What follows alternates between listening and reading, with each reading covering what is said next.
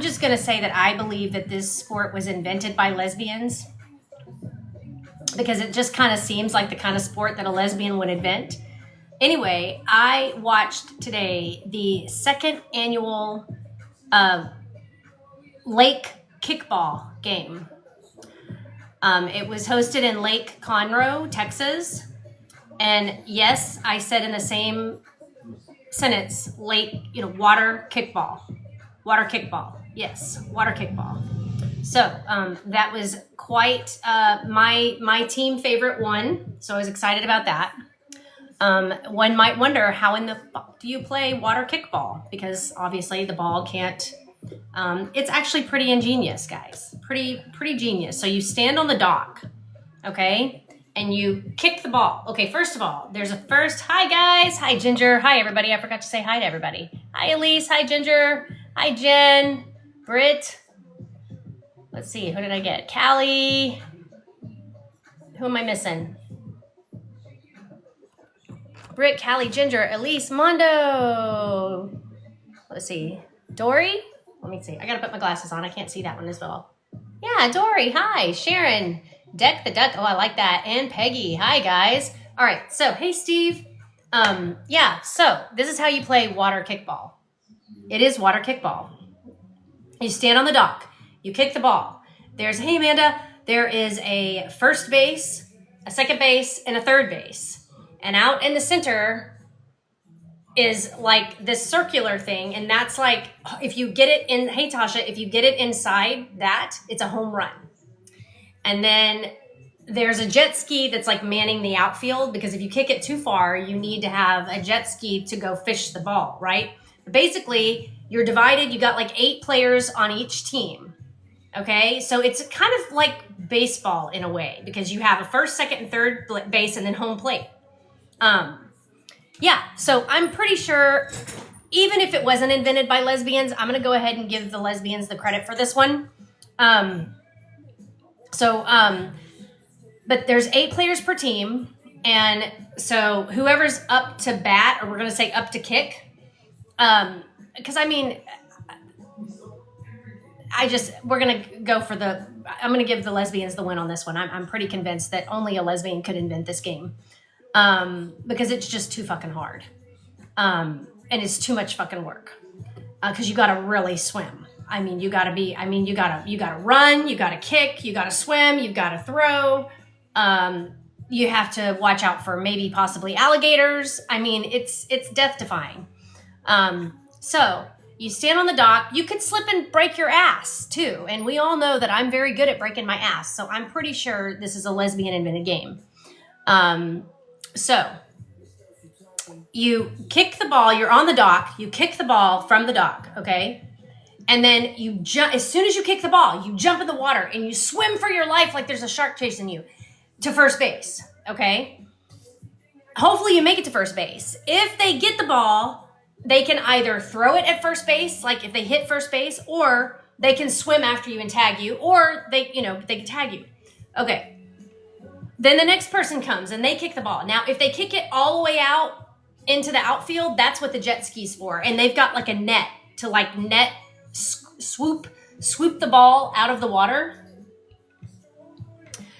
Yes, Britt, thank you for telling Amanda. Yes, lesbians invented water lake kickball. Yes. Texas, lesbians in Texas. Let's just clarify. Okay. Because everything is different. In Texas, Texas lesbians, we roll differently here. Okay. We got a little bit of something going on with us that just gives us that little bit of edge, that makes us just a little bit different than the rest. And so, you're out there on the deck, and then you got to go. And then if you kick it way too far, then the jet ski's got to go get it. I have left Texas. What are you talking about? I've been all over this country. Let me tell you what else lesbian water kickball involves. They didn't have a working jet ski. So today's lesbian water kickball involved going to the auto. This is why it's lesbian kickball. Because it involved going to the auto parts store and replacing spark plugs on the jet ski while the live show had already started. Okay, I'm telling you, this is why you know that it was invented by lesbians. You have to have the jet ski in the outfield. But none of the men's who were supposed to show up with the jet skis, they didn't show up with the jet skis. No, because you can't count on the men's to do that. The men, there were supposed to be 2 different men that were going to show up with their jet skis. The men's didn't show up. One of them just left his jet ski. He brought a boat instead. We didn't need a boat. We asked you for your jet ski. You showed up in a fucking pontoon boat. Okay? Nobody asked Dave for the pontoon boat, but he showed up in the pontoon boat and didn't bring his jet ski. And so they're like, well, we have to have a jet ski to work the outfield. And so LJ, God bless LJ, she said, hey, I have old Blue over here. That's her jet ski. I have old Blue over here, but old Blue's going to need some spark plugs. But if we get some spark plugs, then we can get old Blue running. So, okay, they sent somebody who I believe was probably not a lesbian to the auto parts store.